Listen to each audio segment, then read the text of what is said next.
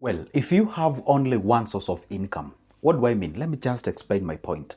If you only rely on one area, it's only one thing that makes you money that you eat, drink, and grow yourself. Maybe let's say you are employed, you are a teacher.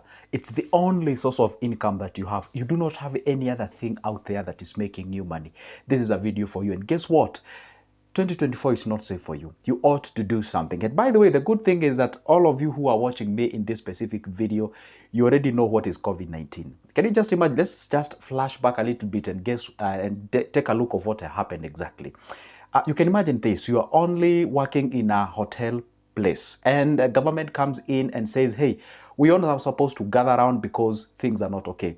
Guess what happened? All those guys went back home. They had no income. They were doing nothing and they had families to feed, houses to pay, and the bills to pay. Guess what happens? If you rely on one source of income and another BS happens like that of COVID-19, then it taught us a lesson. And if you never learned a lesson during that period, oh my goodness, this is the time to do exactly that. Now, on this video, I'm sharing with you, if you have only one source of income, do this now as soon as possible. Let's get into the business, all right? Now, oh, by the way, let me just remind you, if it's your first time watching me, I am Joseph, talk about money each and every time. And guess what? I usually post a video each and every day, and I don't charge you for nothing. I don't charge you anything to watch my videos. The only thing I would love and I request from you as a favor in return and saying, thank you, Joseph. Apart from saying just thank you, Joseph, make sure that you like this video and subscribe down below there. It's free, doesn't cost you anything. You get notified whenever I upload a new good video. Let's get to the business. Point number one, punch below your weight. What does it mean? Punching below your weight, it's another name of saying you are right, living below your means. Guess what? If you have one source of income, okay, maybe this video does not apply if you earn a lot of money. Maybe you are a politician. Just ignore this. Yeah, you see, politicians earn a lot of money, like millions of money in a month, so it's not really a big thing. Okay, but if you're out there, you're earning, let's say, in a bracket of, let's say, 20,000, 15,000, 30, 40, 50, 60, 70, even 100. This is a video for you. So one thing that you're supposed to understand at this particular time is not the time to feed the things that you love. It is the time to sacrifice yourself, living a frugal life, minimalism, so that at least you can channel much of your money towards an investment. For what purposes? To creating another supplement source of an income. All right? That's why I say punch below your weight. What does it mean? It's living below your means. Let me just explain my point. What does it mean? Living below your means is to say, hey, you make 100,000 at the end of the month. So if you live below the 100,000, then good thing will happen to you. And the mistake that I usually find people doing is this. It takes you 30 days to make, say, 30,000. And then it takes you 5 days to consume the entire 30,000. I mean, you have a high rate of consumption than the rate of making. You have a problem. You really do have a problem. That's for a fact. So you are supposed to at least, if you take 30 days to make 30,000, then take the 30 days to eat the entire 30,000. And that's why you find most of the people taking advance before the 30,000 shows up.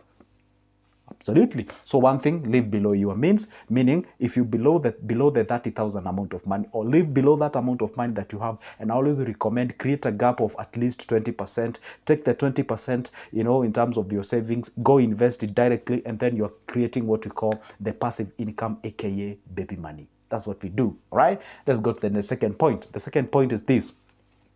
Revisit your numbers and shake off unnecessary spendings before even the 2024 shows up. All right, before it shows up, make sure that at least you revisit your budget. Ask yourself, okay, fine, I usually pay this amount of money for my nanny. I usually pay this amount of money for my electricity bill. I pay this for my Wi-Fi. I pay this for my rent. I pay this for my transport. I pay this for my black tax. I pay this for my, the debts and loans and what have you. I pay this for my school fees. I pay this for my foods. I pay this for my utilities.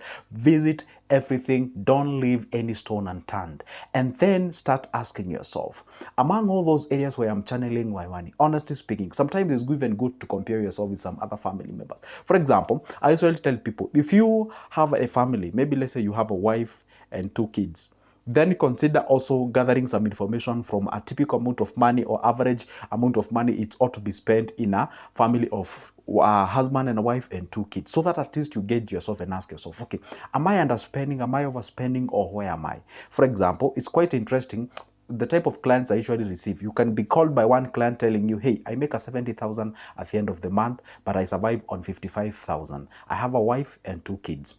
See, this guy who is making 70,000 and they are surviving on 50,000 or 55,000. And then there is another individual here who tells you, hey, guess what? I have a wife and 2 kids and I make 45,000 and manage to save an X amount of money. And then you wonder, well, what if the guy of 70,000 could maybe try not even save as much as this guy, but at least do something? Then you could be on a different angle. And I said, if you have one source of income, this is not the time to enjoy yourself. This is time to sacrifice as much as you can. Revisit the numbers and make sure you shake off that what is unnecessary. Things that you realize, hey, this doesn't add any value to my life, to my finances, to my social life, to my anything and everything. So at that particular point, make sure that at least you understand those numbers. All right. Number 3, explore opportunities that are surrounding you. For example, you might be having some 30,000 under your pillows, or maybe in your bank, or under whatever the place. And then you're asking yourself, what can I exactly do? Some of the solutions or the answers are not actually far away. They're just surrounding us. Ask yourself, from where I come from, I do have my 30,000, I do have my 200,000, I do have like my 2 millions or 3 or 5, depends on your capacity. Now, what exactly can I be able to do so that at least I can use or take advantage of my money that I have in the bank to function as an extra hand to make me more money as I progress to the next level? That is exactly how you do it. By every time you get money, you view it as a commodity to be consumed. Then at that particular point, we usually say, hey, you are heading on the wrong direction as far as the finance is concerned. Okay, now the point is this: at all the occasion, explore the opportunities that are surrounding you. I did not say explore just opportunities. I say starting with what surrounding you, so that at least you can do something. The point number 4, if it is necessary, or if it means getting a new skill to earn more money, so be it. Sometimes you might realize, hey, guess what? The skill that I have and I'm employed for, I cannot be able to make as much money that I can. But therefore, if I can be able to equip myself with more skills, then I can be able to monetize the skills, leverage on it, and make more as I progress to the next level. So be it. And for example, I always tell people nowadays it's not a must that you go back to the universities, to the colleges, in the mainstream way to actually get money or maybe get the skills. No, we have a lot of, for example, here on YouTube, there is an individual who has dedicated his entire YouTube channel on graphic design. Someone has dedicated the entire stretch on maybe, let's say, on things to do with like,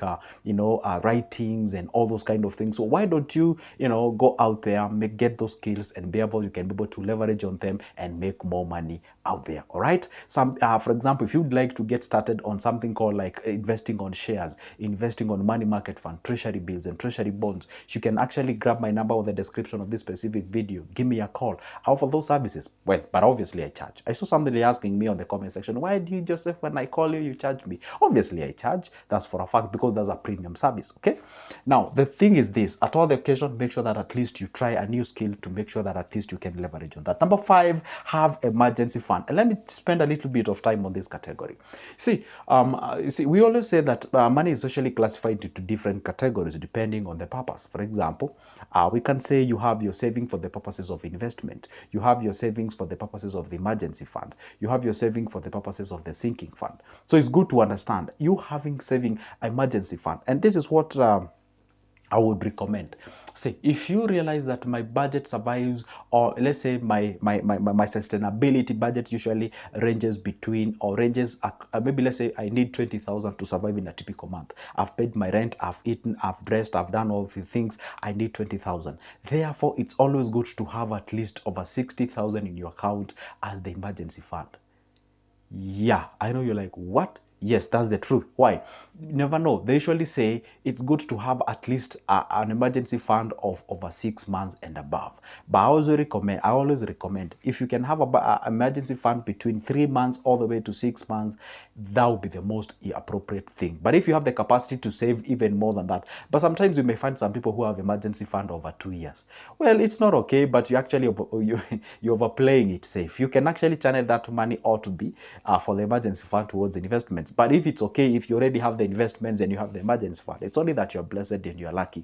But if you're having an emergency fund over 2 years and you have not invested anywhere, you have no emergency, or rather you have no investments, then I would say you're really playing it over safe and you do not have any aspects of risk deep inside of you, and you don't really possess the skills of being an entrepreneur person. Okay, so it's good to make sure that at least you have a combination of the two. You have the emergency fund with you, you have some investments with you, so that at least you can go go together concurrently at the same time. So the point is this: have yourself emergency fund.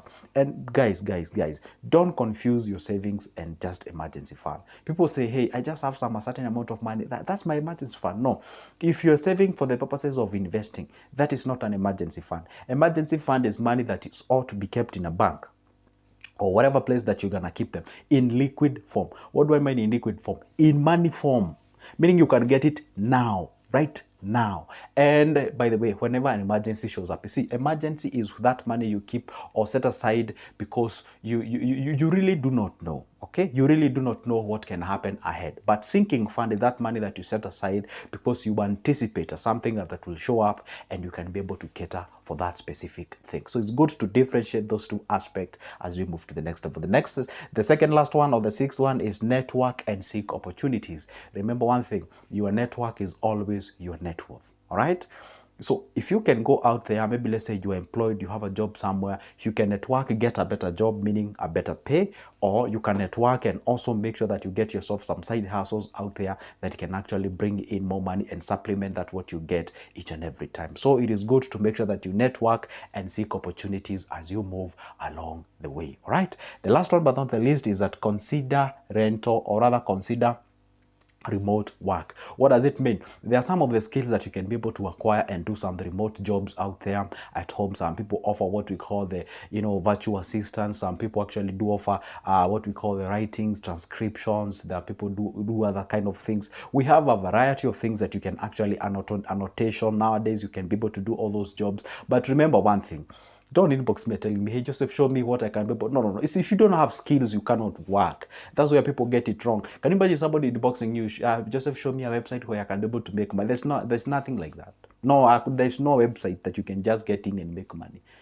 You're supposed to ask yourself, it's very courteous to approach somebody and tell them, hey, guess what, Joseph, I am a graphic designer. I can do this, I can do the other. I was asking, what website can I be able to make money from? Or, hey, Joseph, I'm a writer. I actually write. And by the way, where can I go? And by the way, Joseph, I can be able to do virtual assistants. I've ever done it. Or, Joseph, I can do annotation. I can do copywriting. You get the thing. Rather than just saying, hey, I just want a website where I can be able to make money. There's nothing on earth exists where you can just log in and start downloading money. There's nothing like that. Equip yourself with the skills first, and the websites are out there. If you go to YouTube and search website to make money, you'll get millions of videos. That's for a fact. So the point is this: at all the occasion, make sure that at least you equip yourself with necessary skills to make sure that at least you can be able to leverage on that what you can do. And by the way, guess what, guys? That marks the end of my video. But don't forget, pick my number from the description of this specific video. Shoot me a call. Let's have a conversation. And obviously, at a personal level, I do charge for my services. I bet it's good to clarify that so that at least you understand. For now, it's a goodbye and see you in the next one.